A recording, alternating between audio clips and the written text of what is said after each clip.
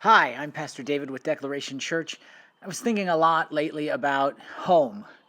My oldest son, is about ready to leave for college in August, and things are going on that it just started this pattern of thinking of home.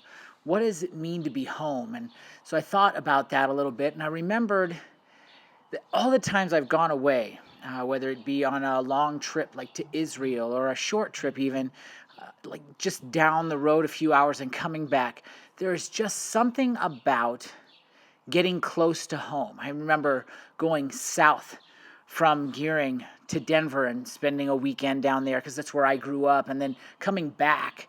And when we get to the Wildcat Hills and we're on our way back down the Wildcat Hills as we head north into Gearing, I begin to feel like I'm almost home. And there's just some comfort and warmth. There's a good feeling attached to getting close to home.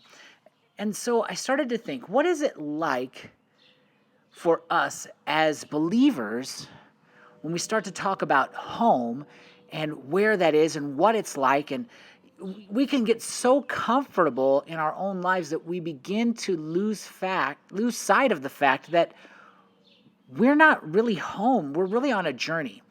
And in Hebrews 11, there's a portion of scripture, just a couple verses about Abraham and the call that was placed on him and the example that he sets for us. So I want to read that. It's Hebrews 11, verses 8 and 9. It says, "By faith, Abraham obeyed when he was called to go out to a place that he was to receive as an inheritance. And he went out not knowing where he was going. By faith, he went to live in the land of promise as in a foreign land, living in tents with Isaac and Jacob, heirs with him of the same promise." Verse 10, "For he was looking forward to the city that has foundations, whose designer and builder is God." If you're a disciple of Jesus today, then you are not home. You're simply on a journey. You're in a foreign land, and we're supposed to live here as though we are in a foreign land. There really shouldn't be any confusion or any lack of understanding. We shouldn't get so comfortable here on the earth that we forget that we're not home yet. There is a better place. There's so many times as we look at the news and sometimes even just in our own personal experience with the suffering and things we're going through, we start to gain an uneasiness, a lack of comfort, and we really begin to question if this is where we belong, if this is all there is. And the truth is, it's not. There is somewhere better. There is something more, and it's coming because Jesus has gone back to heaven to prepare a place for his followers, to prepare a place for his disciples, so that when we're all done with our journey here, we can go home.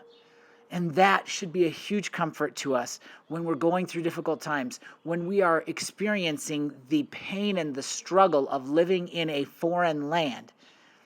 When we're living the way that Jesus has called us to live, people are going to react to that, some positively and some negatively, because we're not home. But when we get home, everything will be made right, and we'll know that we're there. I have a feeling that when I get close to that time, when my time here on earth is coming to a close, that I'm going to begin to feel and experience that same feeling I get when I'm coming over the Wildcat Hills and back down towards Gearing, back down towards the Platte Valley.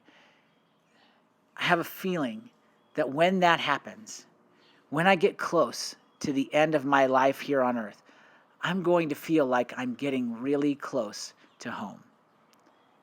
I hope that helps you, especially if you're going through a difficult time. I hope that that's an encouragement to you if you're struggling a little bit.